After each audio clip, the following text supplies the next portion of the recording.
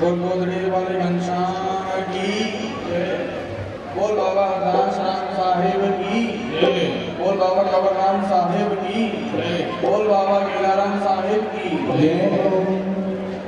ओम श्री युगल कमली शरणम्यो नमः। ओम श्रीमते कृपाचार्याय नमो नमः। ओम श्री गणेशाय नमः। ओम श्री सरस्वते नमः। नारायणं नमस्कृत्य नरं चैव नरोत्तमं देवीं सरस्वतीं व्यासं ततो जयमुदीरये।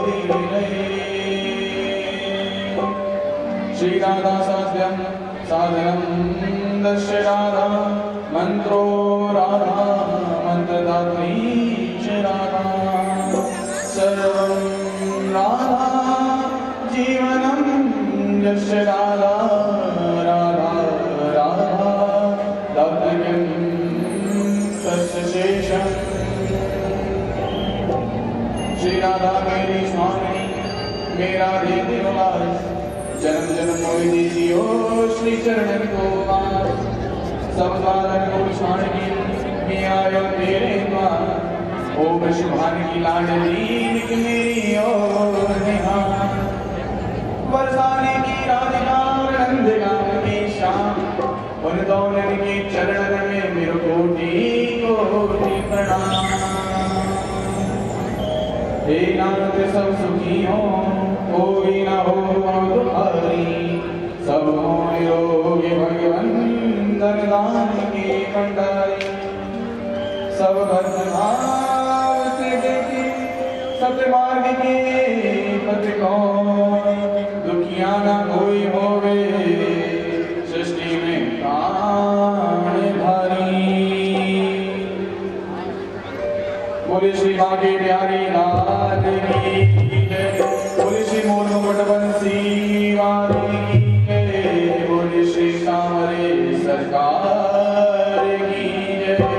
जय जय श्री राधे जय जय श्री राधे जय जय श्री राधे श्याम।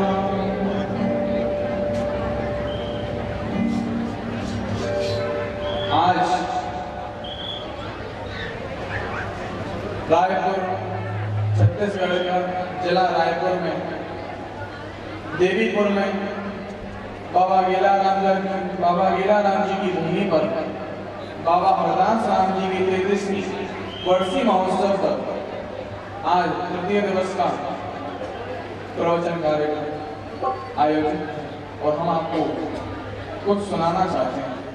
सुनोगे? सुनना चाहते हो ना? तो एक शर्त है, शांत बैठना पड़ेगा थोड़ा सा। पंचांग थोड़ी कम करनी पड़ेगी।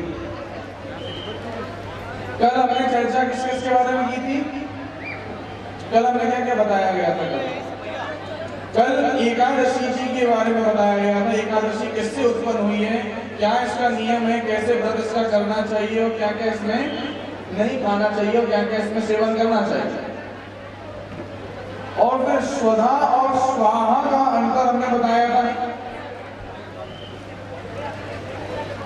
आज इसी तरीके से एक कथा आती है भागवत के अंदर वामन अवतार की। पहले सुना है पर अंदर तक नहीं सुना। तो आज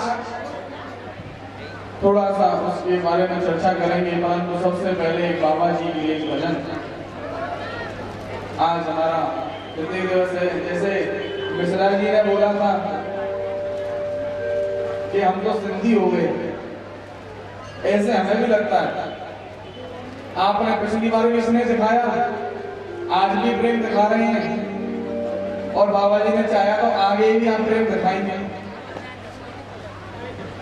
तो लगता है कि हम भी सिंधी हो गए। वही हम बता रहे थे, संत जी को बता रहे थे कि अब तो सिंधी भाषा समझने लग गए हम थोड़ी थोड़ी, क्या भाषा है और क्या बोलना चाहते हैं आप। बोल नहीं पाते हैं पर हाँ समझ जरूर लेते हैं। तो सभी मंच पे विराजमान सभी संत गणों के चरणों में कोटि कोटि नमन करते हुए आज्ञा चाहेंगे। सबसे पहले बाबा जी के भजन। मेरा आपकी कृपा से सब काम हो रहा है।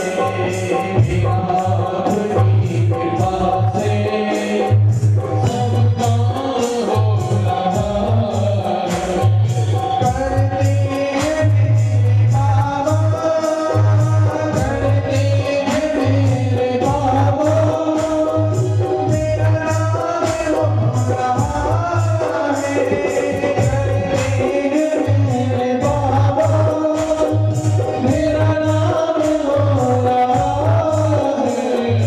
मेरा आपकी कृपा से सब काम हो रहा है। मेरा आपकी कृपा से सब काम हो रहा है। भगवान की बिनाई मेरी नाव चल रही है। भगवान के बिनाई मेरी नाव चल रही है। भगवान की बिनाई मेरी नाव चल रही है। भगवान के बिनाई मेरी नाव चल रही है।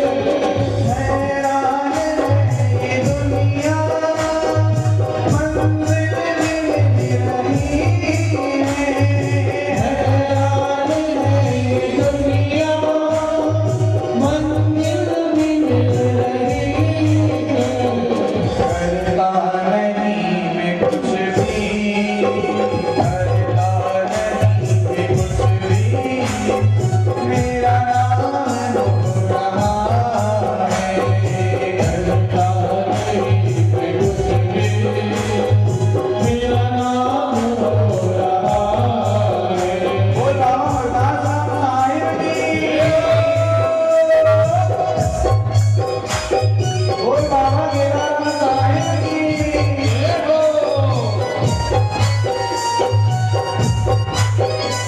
बाकी बिहारी लाल की।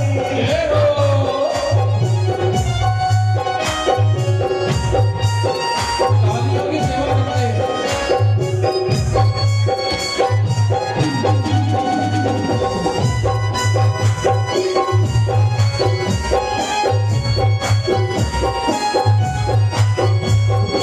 मैं तो नहीं मुकाबिल, तेरा प्यार कैसे पाऊं।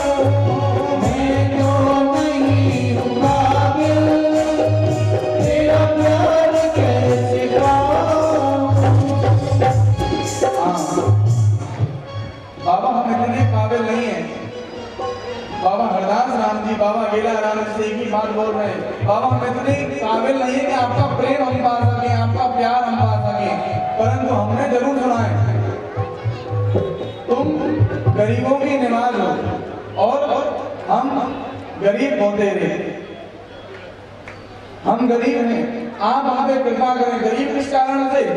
गरीब आपकी रहमत की वजह से। क्योंकि बड़ा अच्छा कहा गया है, उस चांद को गुरूर है, उस चांद को गुरूर है क्योंकि उसके पास नूर है।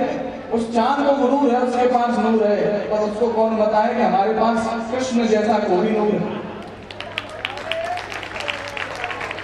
तो क्या बोल रहे बाबा के राम जी से हम लोग कैसे बोलेंगे? मैं तो नहीं हूँ काबिल, तेरा प्यार कैसे पाऊं। मैं तो नहीं हूँ काबिल, तेरा प्यार कैसे पाऊं। टूटी हुई बारी से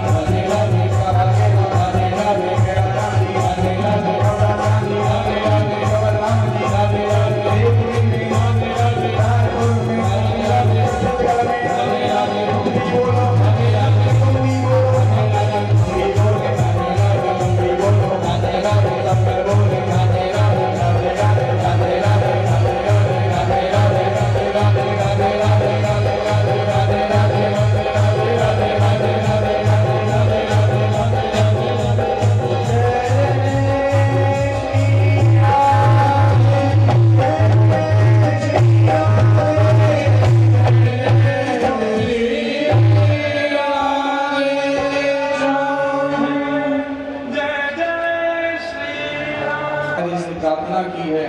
अब आज की चर्चा को प्रारंभ करते हैं कि वामन अवतार के बारे में।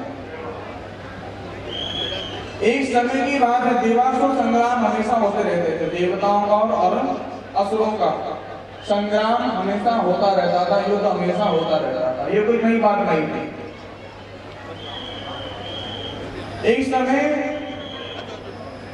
देवताओं को असुरों ने पराजित कर दिया था। असुरों को जब पराजित कर दिया, अब देवता गए किनके पास? भागे भागे के विष्णु भगवान के पास के विष्णु भगवान जी, हमें ऐसे ऐसे पराजित कर दिया है, हमारा इंद्रासन छीन लिया है, हमारा सारा राजपाट छीन लिया है, आप बताइए क्या निवारण किया जाए? तो उन्होंने बोला कि आप जाइए समुद्र मंथन का आयोजन कीजिए। समुद्र मंथन में असुरों को भी साथ में लेना पड़ेगा और देवताओं को भी साथ। देखो कोई भी बड़ी चीज करनी है ना, तो साथ में तो आना पड़ेगा, बिना साथ में आए काम नहीं चलेगा। हम सनातनियों में बहुत बड़ी कमी है, बहुत बड़ी कमी। हम कभी इकट्ठे नहीं होते, धर्म की बात आती है तो पीछे छुपके रह जाते हैं। धर्म की बात आए तो सबसे आगे खड़े रह करो, जैसे दूसरे खड़े रहते हैं। क्योंकि देखो एक बात है, हम लोगों को जाति बिरादरी में बांट दिया, जातियां हमारे में है ही नहीं। अब वर्ण व्यवस्था थी हमारे यहाँ पे, वर्ण व्यवस्था। वर्ण में 4 वर्ण थे हमारे पास में, ब्राह्मण, क्षत्रिय, वैश्य और शूद्र। अब हमें पढ़ाया गया कि ब्रह्मा जी से उत्पन्न हुए, ब्रह्मा जी के मुख से ब्राह्मण, बाहु से क्षत्रिय, उरु से वैश्य और चरणों से शूद्र।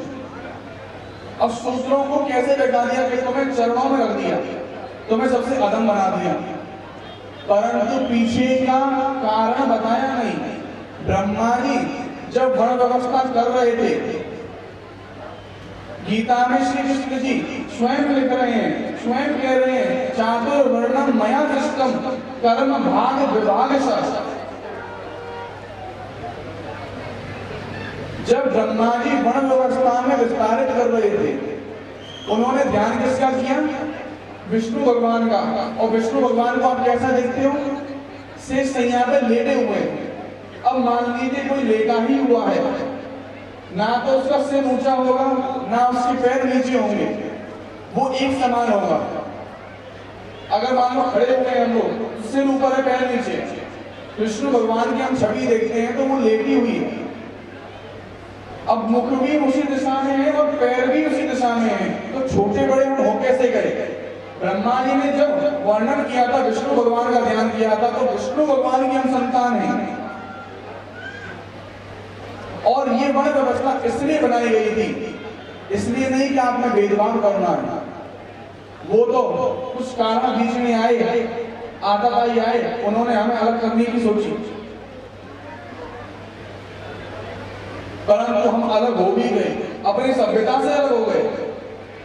आज भी समय है, इकट्ठे हो जाओ, नहीं तो बटोगे तो कटेंगे, बटेंगे तो कटेंगे।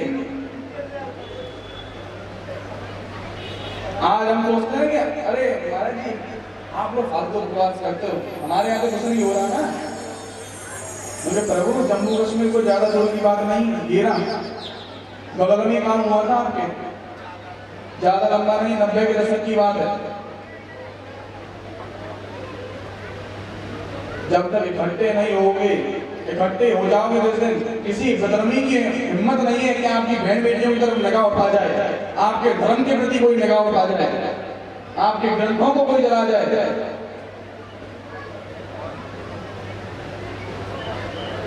इसी तरीके से यहाँ पे कौन कौन इकट्ठे हुए? देवता और असुर इकट्ठे हुए, समुद्र मंथन किया गया। समुद्र मंथन के बाद में जब सबसे आखिरी में जो अमृत निकला है, अमृत का वितरण करने के लिए मोहिनी अवतार भगवान ने लिया। मोहिनी अवतार लेने के बाद में देवताओं को तो भाग दे दिया, परंतु एक राक्षस भी उसमें आ गया था। कौन? कमंद राम का राक्षस था वो। उस सूर्य और चंद्र के बीच में आके खड़ा हो गया और भगवान को इशारे से सूर्य और चंद्र ने बता दिया कि असुर है, देवताओं का रूप बना खड़ा है। भगवान ने अपना रूप निकाला और सुदर्शन चक्र से उसका गला काट दिया।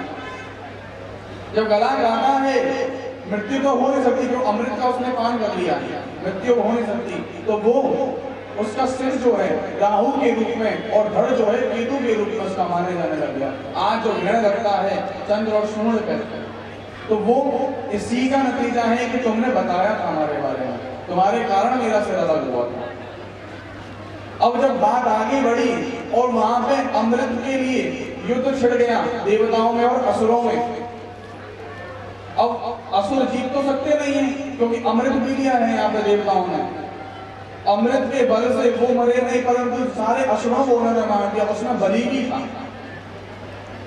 राजा बलि को भी वहीं मार दिया गया, परंतु कुछ असुर जो थे वो अपने राजा को उठा करके अपने गुरु शुक्राचार्य के पास ले गए। शुक्राचार्य असुरों के गुरु हैं और बृहस्पति देवताओं के गुरु हैं। शुक्राचार्य के पास ले गए। शुक्राचार्य के पास में शुक्राचार्य ने शिव जी को प्रसन्न करके संजीवनी विद्या का मंत्र सीखा था, जिससे किसी भी व्यक्ति को वो जीवित कर सकते थे। अब जब वहां पे ले गए और बलि को जिंदा कर दिया, उन्होंने कहा कि अब मैं देवताओं को जीत तो सकता नहीं हूं, तो आप बताइए मैं क्या करूं। तो उन्होंने कहा पुत्र, तुम रघुवंशीय ब्राह्मणों को अपनी सेवा उनको दो, अगर वो प्रसन्न हो जाए तो विष्णु भगवान को तुम्हारे सामने कुछ नहीं कर सकते। तो बलि ने ऐसा ही किया, रघुवंशीय ब्राह्मणों को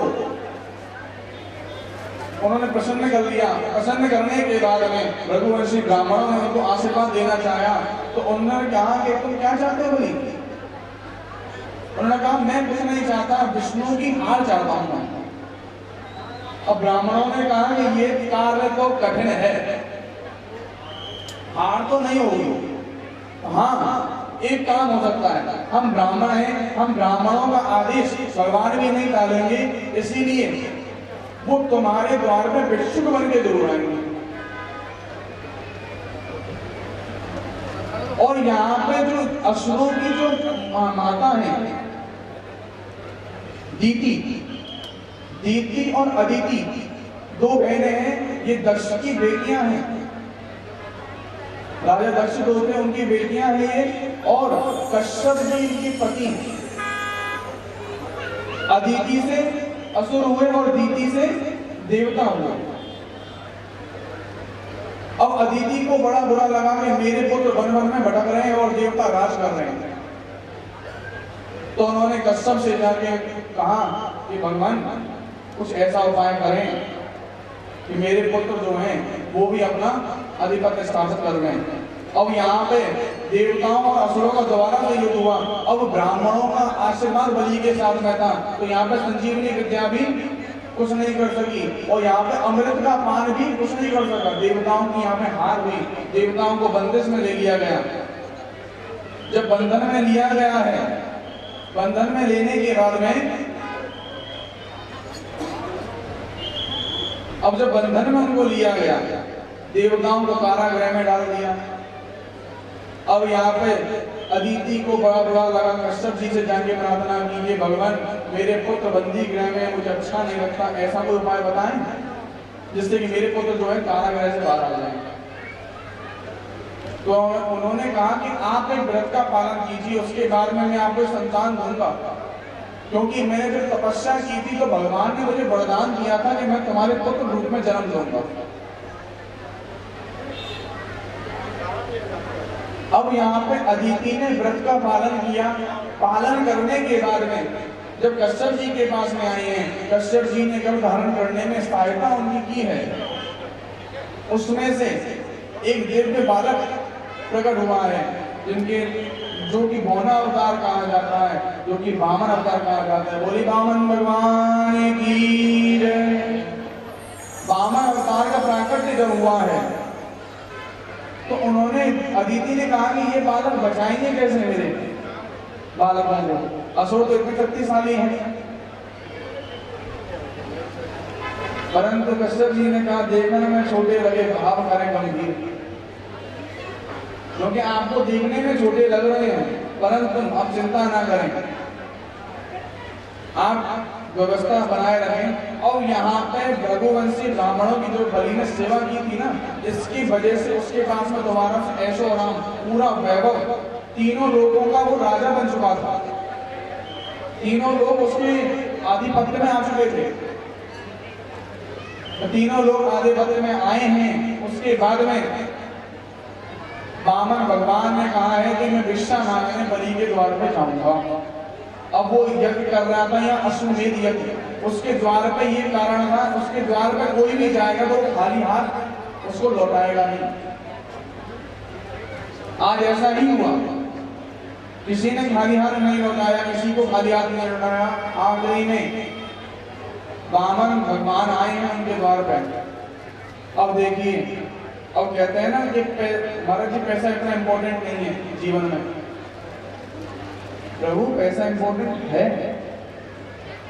क्योंकि आप मनुष्य जीवन में आपको धन संचय करना पड़ेगा, आपको सारे मोह माया रखनी पड़ेगी, परंतु एक सीमा में। आप मोह माया के जाल में ना फंसें, परंतु आप उसका पालन जरूर करेंगे। क्योंकि हमारे बड़े पूज्य संत हैं, व्यास गद्दी से उन्होंने एक बार बोला था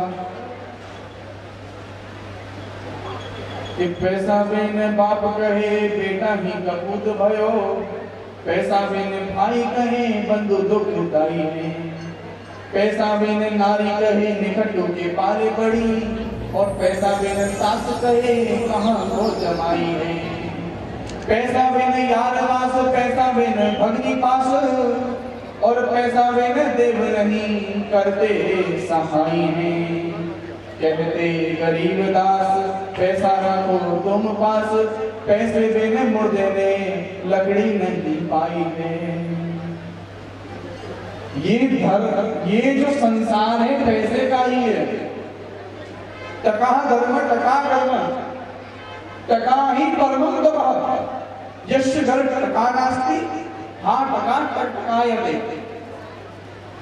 टका मतलब पैसा, पैसा नहीं है तो आप निहारते रह जाओ, कुछ भी कार्य आप कर नहीं पाओगे। मन है कि प्रभु घर में आया जाए, परंतु अनुष्ठान करने के लिए सामग्री लगती है, व्यवस्था लगती है, ब्राह्मणों का भोज होता है, वो कहां से व्यवस्था बनेगी? वो तो व्यवस्था उससे बनेगी ना, बनानी पड़ेगी थोड़ी सी। तो इसी तरीके से वामन भगवान आज किसके द्वार पे गए भिक्षा मांगने? बलि के द्वार पर। और यहाँ पे जाके वामन भगवान ने जोर से आवाज लगाई, भिक्षाम देहि राजन भिक्षाम देहि। अब बलि अंदर से उठ के आए हैं और उन्होंने वहां पे आके कहा है कि ब्राह्मण आज्ञा कीजिए, आप क्या चाहते हैं, क्या मांगना चाहते हैं? तो वामन भगवान ने कहा कि राजन मुझे कुछ ज्यादा नहीं चाहिए, 3 पग भूमि मुझे दान दे दो। अब बलि बड़ा जोर से हंसा, लेकिन 3 पग भूमि कम से कम इतना तो मांगो आपके पूरे जीवन का संचय हो सके जिससे।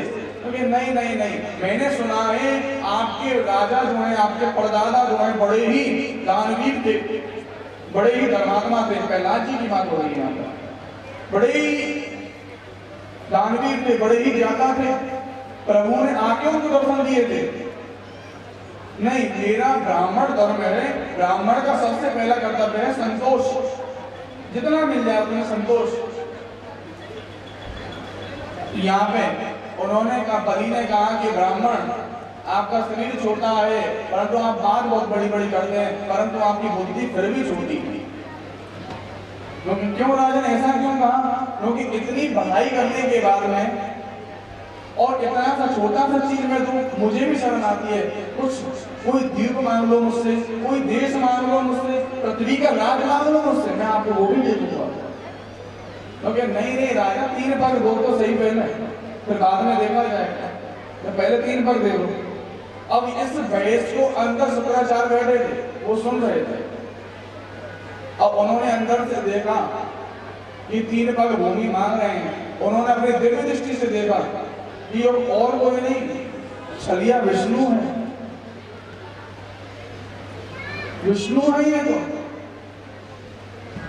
वो भागे भागे बलि के पास गए कि बलि कुछ देना नहीं, ये विष्णु है, तेरे द्वार पे पूरा राज छीन लेगा, 3 पल के अंदर तेरे पास कुछ बचेगा नहीं, दो पल के अंदर छीन लेगा, तीसरा पल के लिए जगह नहीं बचेगी। उन्होंने कहा नहीं नहीं गुरुजी, अगर ये विष्णु भी है तो मैं भी इसको दान दूंगा। ऐसा समय कब आएगा कि विष्णु का हाथ ऐसे हो और मेरा हाथ ऐसे हो, देने वाला मैं बनूं और विष्णु मांगने वाला? ऐसा समय कब बनेगा मेरे को? मैं तो जरूर दूंगा। अब यहाँ पे शुक्राचार्य को बड़ा क्रोध आ गया। उन्होंने कहा कि ज्यादा दानवीर बनता है या तो 10वीं से 20 हो जाए तो। फिर भी अपने शिष्य को बचाने के लिए जब वो पारायण करने के लिए अपना घर में से करुआ मंगाया, करुए में जो टोंटी होती है, टोंटी में से अपने जल हाथ में लिया, उस टोंटी में जाकर भी शुक्राचार्य बैठ गए कि जल को मैं बाहर नहीं निकलने दूंगा। अब उन्होंने कहा कि जल आ क्यों नहीं रहा है प्रभु? बामन अवतार ने कहा कि कोई कीट फंस गया होगा। अब बामन भगवान को ध्यान तो है कि कौन है, शुक्राचार्य अंदर बैठे हैं, परंतु उन्होंने क्या कहा मजाक मजाक में, कोई कीट फंस गया होगा, कोई कीड़ा अंदर फंस गया होगा। तो एक कुसा बामन भगवान ने तोड़ के दिया कि राजे इससे कुरेद दो, इसमें से कीट जो होगा निकल जाएगा। जैसे उन्होंने कुरेदा है ना, जोर से कुरेद दिया और आंख में जाके लग गया और आंख का गोविंदाय नमो नमः हो गया। और यहाँ पे शुक्राचार्य जब गए हैं और यहाँ पे बलि ने प्रण लिया है कि मैं आपको 3 पग भूमि देता हूँ प्रभु, आज आप 3 पग भूमि मुझसे लीजिए। अब भगवान ने अपना रूप विस्तारित करना शुरू कर दिया, बड़ा करना शुरू कर दिया, विशाल करना शुरू कर दिया। एक पग के अंदर तो सारे सृष्टि को नाप दिया उन्होंने, दूसरे पग में पूरे आकाश मंडल को नाप दिया। अब बचा क्या? अब तो कुछ भी नहीं बचा। अब उन्होंने कहा, और विष्णु के जो भी पार्षद थे उन्होंने बलि को बंदी बना लिया कि तूने प्रण करके तू झूठा हो गया है, अब तेरे को हम छोड़ेंगे नहीं। बलि ने विनम्र होकर कहा कि प्रभु एक सवाल करने की इजाजत मुझे दीजिए, इतना तो मेरा बनता है। क्योंकि हाँ बनता है, बिल्कुल बनता है, क्योंकि आपने मुझसे छल किया है। आप किसी कपड़े वाले के यहाँ जाइए, उससे कह दीजिए कि मैं 5 रुपए में 1 हाथ कपड़ा लूंगा, 1 हाथ मतलब इतना, और नापने जब बैठो तो 1 हाथ इतना लंबा कर दो। ये कहाँ का हिसाब हुआ प्रभु? चलो फिर भी ठीक है, परंतु एक सवाल और, आप एक सवाल का जवाब और दीजिएगा कि दान बड़ा होता है कि दानी बड़ा होता है? विष्णु भगवान ने कहा अवश्य दानी बड़ा होता है, क्योंकि दान दानी के अधीन में है, इसलिए दानी उससे बड़ा है। क्योंकि प्रभु नतमस्तक हो गया, तीसरा पग मेरे सिर पर रख दिया। और यहाँ पे विष्णु भगवान बड़े प्रसन्न हो गए बलि की भक्ति से कि बलि तेरी भक्ति में मैं वारिस हूं, मांग क्या मांगता है? क्योंकि भगवान मुझे कुछ नहीं मांगना, आप मेरे द्वार में भिक्षुक बन के आ गए, इससे ज्यादा मुझे क्या चाहिए? हाँ, अगर आप कुछ देना ही चाहते हैं मुझे बस ये दीजिए कि मेरी भक्ति आप में निश्चल रहे, अटूट रहे। उन्होंने कहा ठीक है, क्योंकि अभी तुम जो ये अश्वमेध यज्ञ करके इंद्रासन पाना चाहते हो, अभी तुम अश्वमेध यज्ञ मत करो। अभी वैवस्वत मनवंतर चल रहा है, वैवस्वत मनवंतर में आपको अगर इंद्र बना दिया गया तो सारी व्यवस्थाएं बिगड़ जाएंगी। अगला जो मनवंतर आएगा उसके अंदर आप इंद्र होंगे, आपको मैं इंद्र बनाऊंगा। परंतु अभी आप सुतल लोक में चले जाइए, सुतल लोक में जाकर के आप राज्य करिए। सुतल लोक का राज्य स्वर्ग से भी अच्छा है। आपका जो महल होगा उसके 52 दरवाजे होंगे, मतलब 52 गेट हैं उसके। बामन पुराण में कथा आती है, क्योंकि 52 गेट है, 52 गेट है, तो आप उसमें आप निवास करिए। क्योंकि प्रभु एक चीज मैं जरूर मांगना चाहूंगा, आपने मेरे को जो महल दिया है उसमें 52 द्वार अगर हैं तो मैं जहां भी निगाह करूं आपका ही दर्शन में हमेशा पाएगा। और जब ये वरदान मांगा है बलि ने विष्णु से, विष्णु भगवान उनके महल के वामन द्वार में अपने वामन रूपों को विस्तारित कर लिया। पता नहीं इसकी दृष्टि कौन से द्वार में चले जाए और मैं उसको नजर ना तो मेरा प्राण जो है झूठा हो जाएगा। उसी तरीके से वामन भगवान की ये कथा आती है। अब देखिए भक्ति की बात चल रही है ना, विनम्रता, भक्ति में भी विनम्रता होनी चाहिए। भक्ति में विनम्रता कैसी होनी चाहिए, ये हमें हनुमान जी सीखनी चाहिए। सबसे विनम्र है, सारा काम कर देते फिर भी कहते हैं कि प्रभु आपकी कृपा, आपकी कृपा से होता है। एक बार की बात है, जब लक्ष्मण भैया को शक्ति का बाण लग गया था, सुषेण वेद को मंगाया गया लंका से कि आप बताइए कि अब लक्ष्मण जी का इलाज कैसे होगा। तो सुषेण ने बताया कि यहाँ हिमालय पे संजीवनी बूटियां मिलेगी 3 प्रकार की, वो आप लेके आ जाइए, उनसे मैं इनका इलाज कराऊंगा। अब राम जी बड़े असमंजस में हो गए, इतनी जल्दी एक ही रात के अंदर यहाँ से हिमालय जाना और पर्वत अपनी जड़ी बूटियां लेकर के आना, ऐसा काम कौन कर सकता है। वहां पे बस एक ही नजर आए, हाथ जोड़ के खड़े हुए हैं, प्रभु दास को आज्ञा दीजिए, संकट कटे मिटे सब पीड़ा, जो सुमरे हनुमत बल बीरा। जो काम असंभव है वो काम हनुमान जी के क्षण भर के समान है कि मैं जाऊंगा, लक्ष्मण भैया की संजीवनी बूटी मैं लेके आऊंगा। और यहाँ पे जब हनुमान जी जब जा रहे हैं संजीवनी बूटी लेने के लिए, तो बीच में किससे भेंट हुई पता है? हाथों में करो, किसको पता है किससे भेंट हुई? सूर्य भगवान से भेंट हुई है।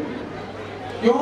सुषेण ने कहा सूर्य उदय से पहले ही संजीवनी बूटी लेके आना, अगर सूर्य उदय से पहले नहीं आई तो लक्ष्मण जी के प्राण बचाना मुश्किल है।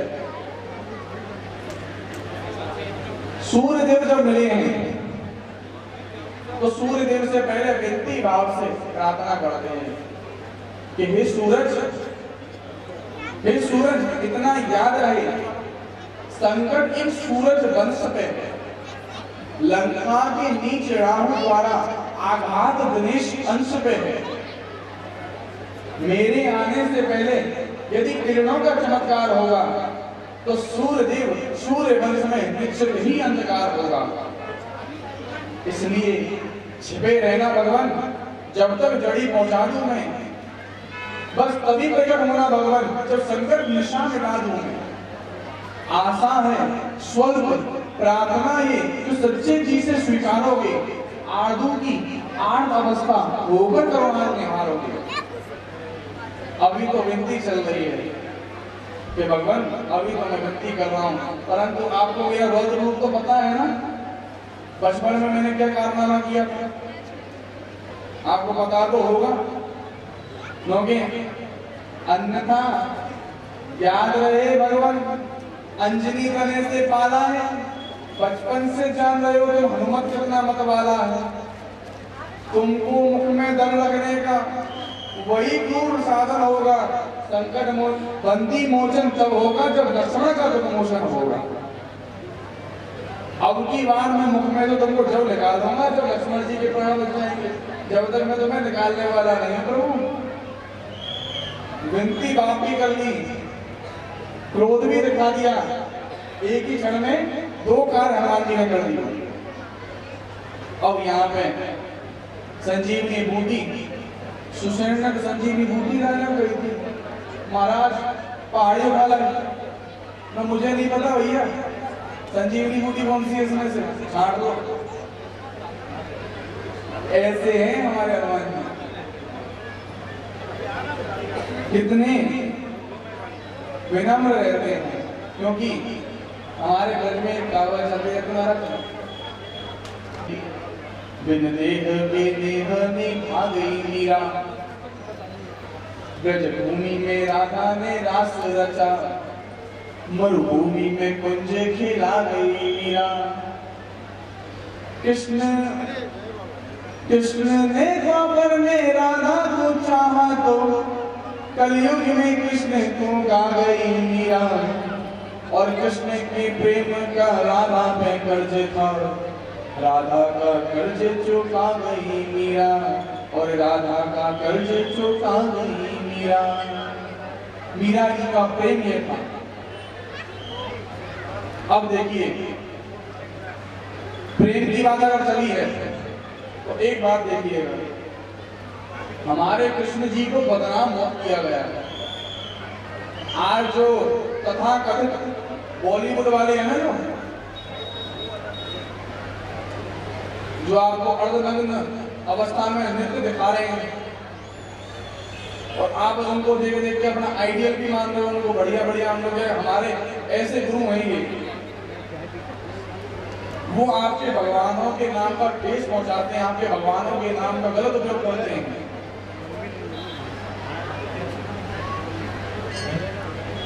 बीच में एक गाना आ गया कि मैं करूं तो वो करे तो रासलीला और मैं करूं तो करेक्टर ढीला, ऐसा करके कुछ गाना आया।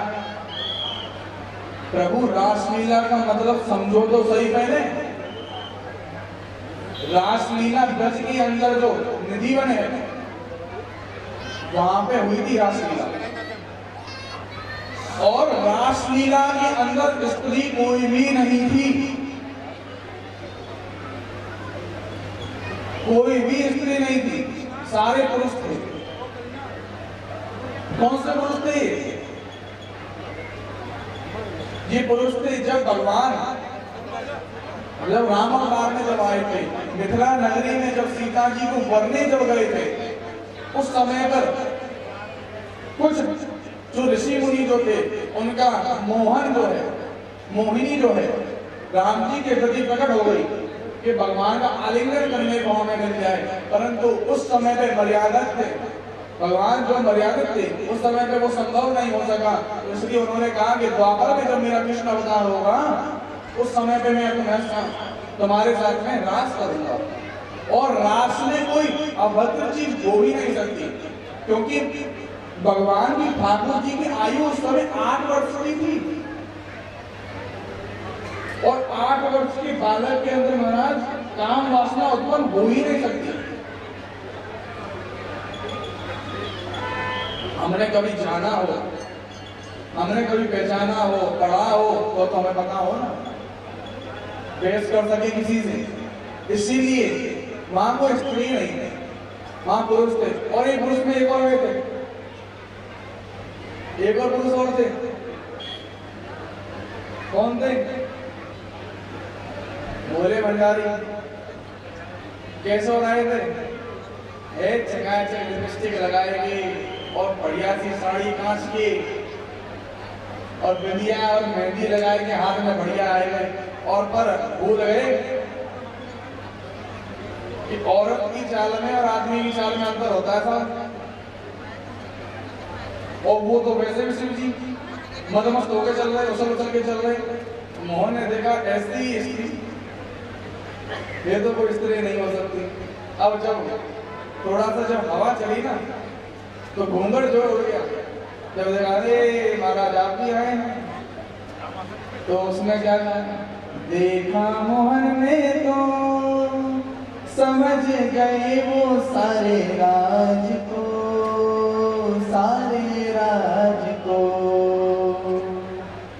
ऐसी बजाई बंसी सुध बुध भूले भोलेनाथ को, भोलेनाथ को। सर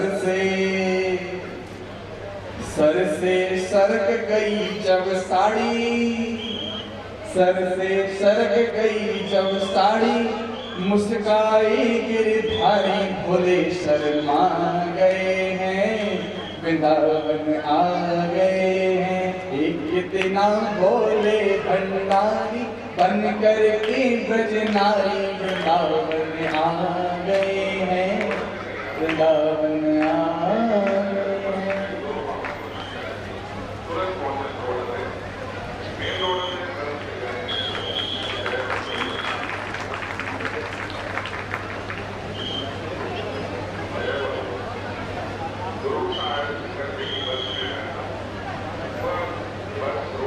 तो शिव जी बड़े मदमस्त हैं हमारे। अब कई जगह आता है कि भगवान कृष्ण जी ने तो 16,108 विवाह किए थे, तो हम 2 क्यों नहीं कर सकते? मैंने एक जल जाती है तो दूसरी सोच रहे हो। वो प्रभु हैं, गोवर्धन की हाथ में उठाया तो उठा के दिखाओगे पहाड़, एक पत्थर उठा के दिखा दो हाथ में जरा। 7 दिन पर्वत उठाया ना, गोवर्धन पर्वत उठा के दिखा दो जरा। विवाह में तोड़ कर रहे हो, कर्म में भी तोड़ करो। 16,108 जो थी ये इनकी स्त्री रूपी रानी नहीं थी, ये ऋषि रूपी रानी थी। जितने भी द्वापर युग के अंदर जो ऋषि हुए थे, जो भगवान का चाहते थे कि हमें संग मिले, हमें साथ मिले, 8 पटरानियों को छोड़ करके जो 16,100 थी, जो भौमासुर से जो बचा करके प्रभु लेके आए थे, एक साथ जिनका विवाह हुआ था, वो ऋषिगण थे। उनसे भगवान ने एक साथ विवाह किया था। ये कुछ भ्रांतियां हैं। अब कोई आपसे पूछे ना, बता पाओगे? कौन कौन बता पाएगा कि हमारे ठाकुर जी ऐसे नहीं थे, ये लीला नहीं थी, ये लीला थी? पढ़ के आओ जब बहस करना हमारे सामने। और कोई ज्यादा बहस करे तो पहुंच जाओ वृंदावन। बहस करनी है तो अगर तो ज्यादा ही बहस वाला है तो बाकी सभी बहस हम बोल देंगे वृंदावन में ठाकुर जी की कृपा से। गैया बांट देंगे, बाकी बहस सभी बोल देंगे बाकी। तो इसी तरीके से कुछ भ्रांतियां ऐसी हैं, जैसे प्रभु हमारे में बताया गया है, लोगों ने गलत निर्णय ले लिया कि 33 करोड़ देवी देवता हैं। 33 करोड़ नहीं है माता, 33 करोड़ नहीं है, 33 कोटि है। कोटि मतलब सर्वोच्चतम देवता, 33 सबसे सर्वोच्चतम देवता, जिसके अंदर 8 वसु हैं। वसु यानी कि हमें बसाने वाले, 12 आदित्य हैं, सूर्य चंद्रमा इत्यादि, जो कि हमारे जीवन में एक अहम भूमिका निभाते हैं। 11 रुद्र हैं। रुद्र यानी कि जो हमारे अंदर काम, क्रोध, मोह, मत्सर जो उत्पन्न होता है, वो रुद्र के रूप में 11 कौन है? रुद्र हैं। और 2 अश्विनी कुमार हैं। अश्विनी कुमार कौन है? जो देवताओं के जो वैद्य हैं, उनका अंश हमारे शरीर के अंदर भी है। कोई भी हमें रोग, अभी मान लीजिए आपके हाथ में कोई कांटा लग जाता है, चीरा लग जाता है, आप 2 दिन उसकी दवाई ना करें, 2 दिन बाद अपने आप वो जगह भर जाएगी। कौन में भरा वो जगह? हमारे शरीर के अंदर इतनी क्षमता है, तो अश्विनी कुमार हमारे शरीर के अंदर काम कर रहे हैं, परंतु हम उनको काम करने नहीं दे रहे। तुरंत कुछ नहीं, एक छींक आई डॉक्टर साहब के पास पहुंच कि महाराज कि हमें देखो, हमारा निवारण करो। इसी तरीके से कभी भी अब बता पाएंगे कौन कौन बता? हाथ ऊपर करो पहले, तो कौन कौन बता पाएगा? समझ में आया नहीं आया? जो हमने कहा कि निकल गया यहाँ से, यहाँ गया कि यहाँ से निकल गया?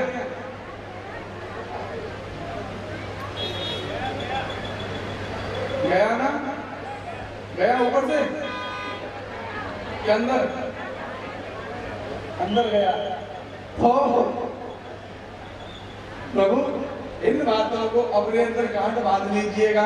कोई भी आपसे कुछ भी कहे उस पर जल्दी से विश्वास नहीं करिएगा।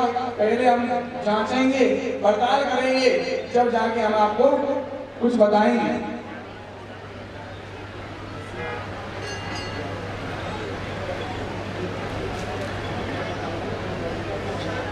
तो ये सारी चीजें हैं, इन चीजों को आप गांठ बांध लीजिएगा, क्योंकि प्रभु का नाम ऐसे ही नहीं मिल जाता।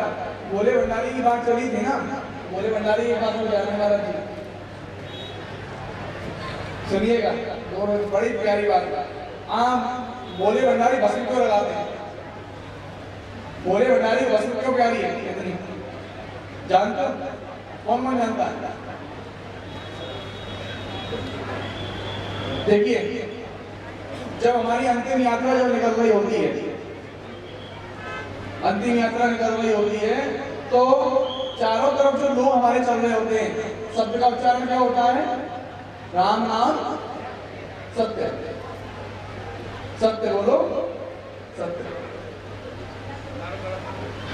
ये कोई गलत चीज नहीं है, इससे घबराया मत करो कि भगवान राम नाम सत्य बोल दिया, अरे अरे क्या बात बोल दी। राम नाम सत्य है, मरने के बाद ही मानोगे राम का नाम सत्य है, जीते जी मान लो, जीवन उद्धार हो जाएगा आपका। राम का नाम सत्य तो है, जीवन भर मान के चल लो अगर उसको, तो बढ़िया जीवन बीत जाएगा आपका। अब प्यारी क्यों है? बस जब हम कंधे पे जब लेके चल रहे हैं तो इस शब्द का उच्चारण कर रहा है, और साथ साथ में यहाँ पे भोले भंडारी चल रहे हैं। जहाँ राम का नाम है वहां भोले भंडारी जरूर आएंगे, बिना राम के भोले भंडारी चलते ही नहीं है। अब राम का जब नाम आया, राम नाम सत्य जब कह रहे हैं लोग उसमें, और जब अंतिम समय पे जो हमारी जो शरीर है शांत हो गया, अस्थियों पर जब रख दिया, तो अब ये उच्चारण बंद हो गया, अब कोई राम नाम सत्य नहीं बोल रहा। तो अब शिव जी को लगा कि इस शरीर के अंदर ऐसी कोई ताकत है जो राम का नाम बुलवा रही है, तो इस शरीर में कुछ ताकत है। इतने में वो शरीर जल चुका होता है, तो उन्होंने कहा कि अगर शरीर जल गया है, परंतु इसकी राख में भी राम के जो गुण हैं वो इसके अंदर की राख को मैं अपने शरीर का धारण करूंगा, क्योंकि इसके राख का इसमें एक एक कण में राम का नाम है, मेरे प्रभु का नाम है। क्योंकि हाँ, एक छोटा सा देखो, बहुत देर से गंभीर बातें होगी ना, मैया भी देख रही है, अच्छी बड़ी देर से गंभीर बातें कर रहे हैं। मैं कोई ना कछु भजना भयो, ना कछु खाने सी कह रहे चटकीली सी, तो माता बहनों को चटकीली बात पसंद आती है ना। कृष्ण जी के बात, कृष्ण जी अभी छोटे हैं, बोलना नहीं सीखे। एक समय दाऊ भैया जो है खेलते खेलते आए, आंगन में खेल रहे हैं, और या कन्हैया भी आंगन में खेल रहे हैं, और कन्हैया ने यहाँ पे चुपके से माटी थोड़ी सी खा ली।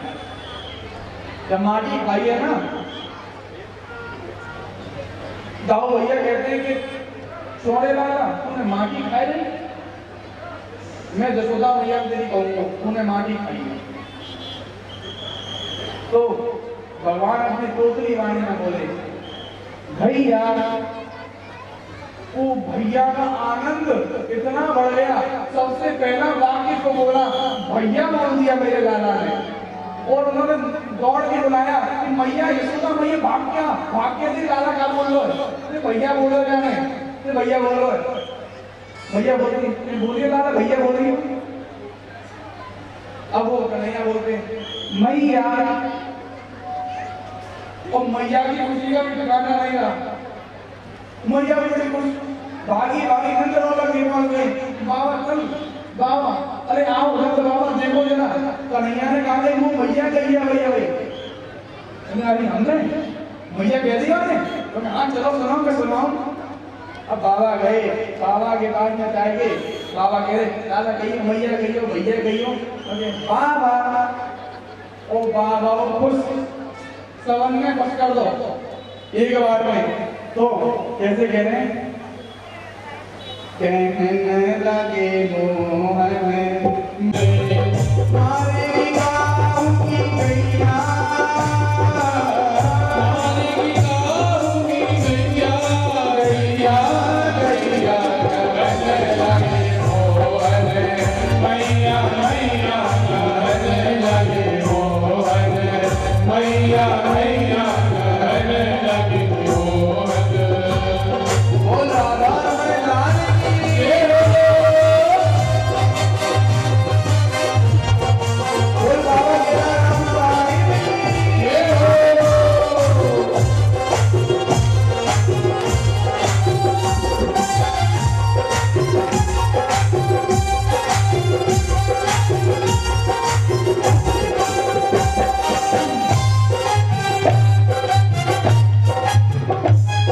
और यहाँ पर देखो छोटी सी लीला देखा ना, गोपी ग्वाल जो है ना कन्हैया को छेड़ रहे हैं। कन्हैया अपना नाच तो दिखा दे कृष्ण को, कमर को मटका जा कृष्ण जी। बिना देवी कमरे मटकाए, बिना देव दर्शन किए तो हम रह ना पाए। क्योंकि नेक्स्ट चीज अपनी कमर हिलाए थे, नेक्स्ट चीज जबनिया दिखाए दे, नेक्स्ट चीज मुस्कान दिखाए दे अपनी लगा। तो क्या कह रहे हैं? गोपी ग्वाल सब करत कोतूहल, गोपी ग्वाल सब करत कोतूहल, गोपी ग्वाल सब करत कोतूहल, गोपी ग्वाल सब करत कोतूहल। घर घर बजत बधैया, घर घर बजत बधैया,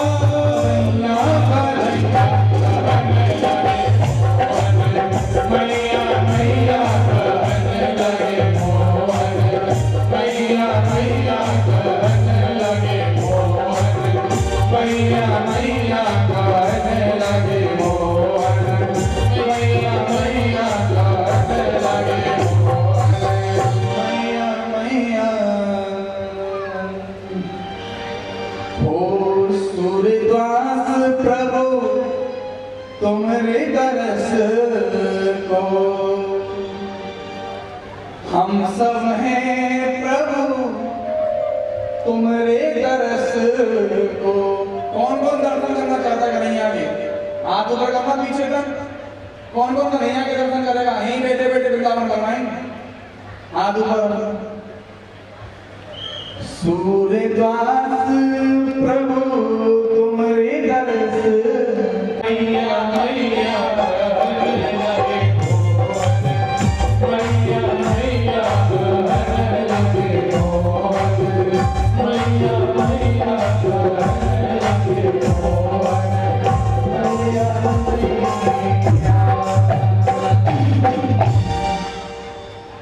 ऐसे हैं ठाकुर जी हमारे।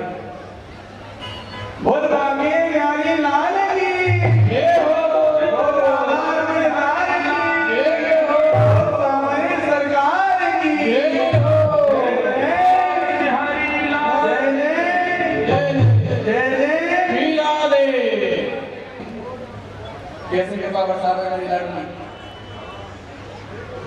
हाथ ऊपर करो। नहीं यहाँ देखो ना, पंचायत तो बाद में हो जावे भैया, चलते ना सुनारो में कसू। कल तो सवेरे 8 बजे चले जाऊंगा, तो दिसंबर में आऊंगा।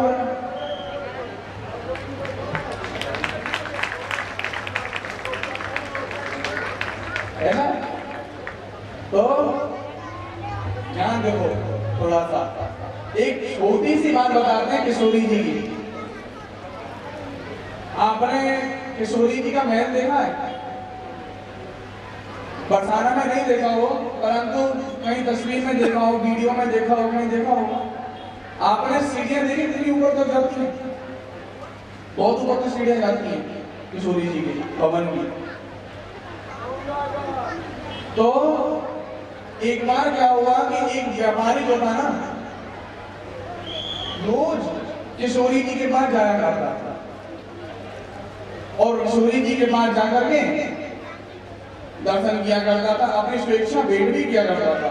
परंतु एक समय उसके मन में भाव आया कि किशोरी जी, आपको ये फल फूल मिठाई इत्यादि सब कुछ चढ़ाता है, परंतु मैं अपने हाथ से बना करके पोशाक आपको पहनाना चाहता हूँ।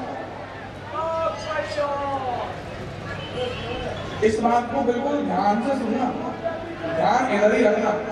देखो थोड़ा सा भी ध्यान इधर उधर जाएगा ना तो बिल्कुल मजा नहीं आएगा, बिल्कुल किशोरी जी की कथा में आनंद नहीं आएगा। थोड़ा सा एक भी शब्द इधर से उधर हुआ तो अगर इधर ही ध्यान रखिएगा, बार बार मैं इसीलिए कह रहा हूं इधर ध्यान रखेंगे तो। अब उस व्यापारी के मन में क्या आया कि लाडली जी, मैं आपको अपने हाथ से पोशाक बना के पहनाना चाहता हूं। अब इस व्यापारी ने कभी सुई तक अपने हाथ से अपने शर्ट का बटन तक नहीं लगाया था, आज किशोरी जी की पोशाक सिलने की बात कहता है।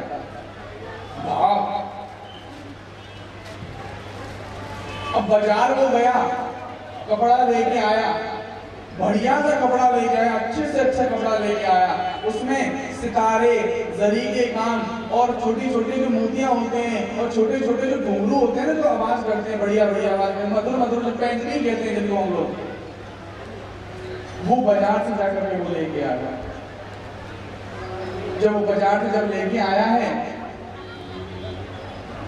और अपने घर में आकर के वो 3 महीने तक उस पोशाक को नित्य प्रतिदिन निरंतर उसको सीखा रहा, उसको बढ़िया करता रहा, बढ़िया से बढ़िया बनाना चाहता था। 3 महीने में इतनी सुंदर पोशाक वो बनी। आज वो राधा अष्टमी का दिन है, राधा जी का जन्म का दिन है। आज वो पोशाक, सुंदर सी पोशाक एक कपड़े के अंदर रख करके, बड़े सुंदर से वस्त्र में रख करके वो पोशाक को लेके जाता है कि राधा रानी जी को मैं अर्पण करूंगा ये वाली पोशाक। बड़ा खुश था, उछल उछल के जा रहा था कि राधा रानी आज मेरे बनाई हुई पोशाक, मेरे हाथ से बनी हुई पोशाक डालने करेंगी राधा रानी।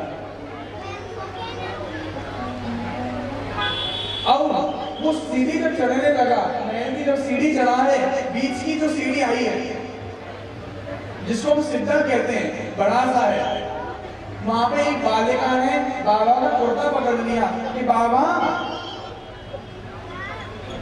मुझे पोशाक दे दे, मैं जाए पहनूंगी, बड़ी सुंदर पोशाक है, मैं जाए पहनूंगी। वो बाबा कहता नहीं नहीं रानी, ये पोशाक किशोरी जी के लिए है, तेरे को चाहिए मैं रुपए देता हूँ, तो बाजार से जाके और पोशाक ले लियो, उसको जाके पहन देना। नहीं नहीं बाबा, मुझे तो यही पोशाक चाहिए, यही पहनूंगी, बड़ी सुंदर पोशाक है बाबा जी,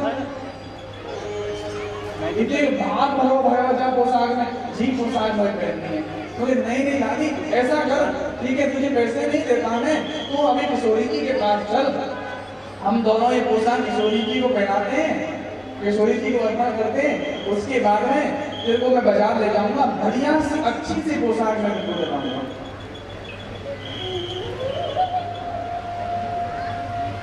अब इतना जब बाबा ने कहा है, वो कन्या जो है बाबा के हाथ से वो पोशाक छीन के भाग गई, दूर भाग गई। अब बाबा ये चिल्लाता, जोर से चिल्लाता है, चोर चोर चोर चोर, पकड़ो पकड़ो पकड़ो, देखो कोई मेरी पोशाक लेके भाग गई, किशोरी जी की पोशाक बनाई थी, पोशाक लेके भाग गई।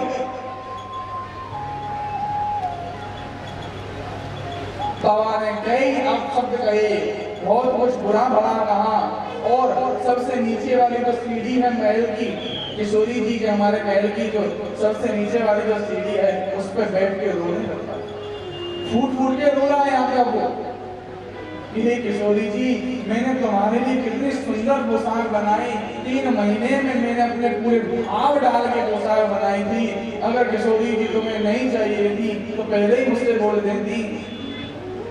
अब मेरा मन कितना दुखी होता है, यहाँ बैठे बैठे ऐसे ऐसे विलाप करके वो रोता है। अब जब वो रो रहा है तो यहाँ पे एक युवा दंपति नए नए जिनका विवाह हुआ है, वो आए उस बाबा से पूछते हैं कि बाबा आप रो क्यों रहे हो? क्या हो गया, क्या लुट गया तुम्हारा, और क्या तुम लाए थे और जो तुम्हारा खो गए? उन्होंने कहा था कि एक पुत्र,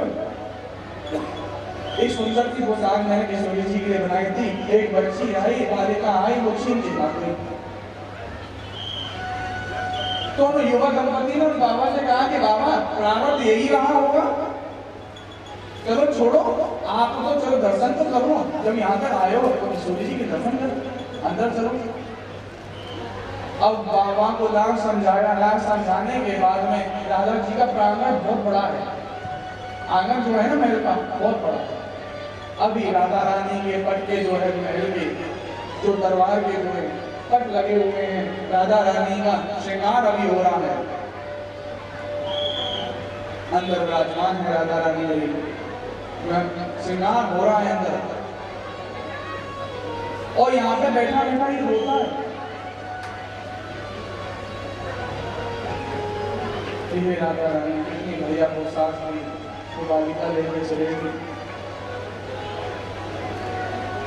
अब पट खुलने का समय आता है, वो प्रांगण में बैठा हुआ, बैठा होता, पट जब खुले हैं इसकी आंखों में से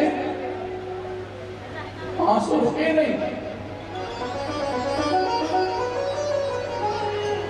जो पोशाक राधा रानी जी सिल के लाया था, वो पोशाक राधा रानी जी ने धारण की हुई थी।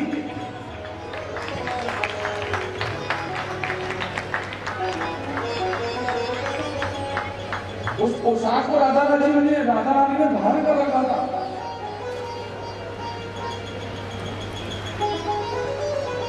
अब वो बड़ा पछताता है कि किशोरी जी आप मेरे सामने आई, मेरे समक्ष आप विराजमान थी, दो बात भी मैं आपसे ना कर सका, भला बुरा मैंने आपको कह दिया, कितना खड़ी मोटी मैंने आपको सुनाई।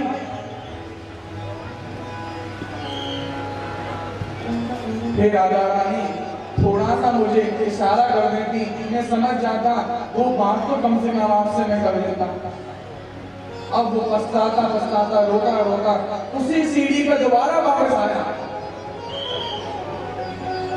जिस सीढ़ी पे वो बालिका जो पोशाक छीन के भागी थी, उसी सीढ़ी पे वापस आया। बालिका ने कुर्ता दोबारा पकड़ा कि बाबा बोल क्या बात करनी है, तो अब मैं तेरे सामने खड़ी हूं, जो तो बोलना बोल मेरे सामने। बाबा बोलते हैं कि राधा रानी ये पोशाक में आपके लिए तो सिल के लाया था, आपका 5 मिनट का सबर नहीं हुआ? तो राधा रानी जी ने बड़ा प्यारा जवाब दिया कि बाबा 3 महीना का सबर ही तो कर रही, पर अब मेरी सबर को बांध जो है टूट गया। इतनी सुंदर पोशाक मेरे हाथ में लगी, वह पोशाक मैं देख के रह ना पाई और मैं पोशाक छीन के भागी, और गोसाई जी के हाथ में वही पोशाक मैंने दे दी। अगर तू पोशाक अंदर लेके जाता, पता नहीं वो गोसाई मेरे को पहनाते नहीं पहनाते, और भंडार लगा हुआ पोशाक का हुआ उसके पोशाक के अंदर डाल देते, परंतु मुझे मेरे भाव की बनी हुई पोशाक मुझे धारण करने की आशा। इतना प्रेम है, प्रेम जुड़ा के तो देखो राधा रानी जी से, जब ही तो पता लगेगा कि राधा रानी कितनी ही सुंदर है, कितनी ही प्यारी है। एक बहुत ही भाव भरा भजन, बहुत ही सुंदर भजन।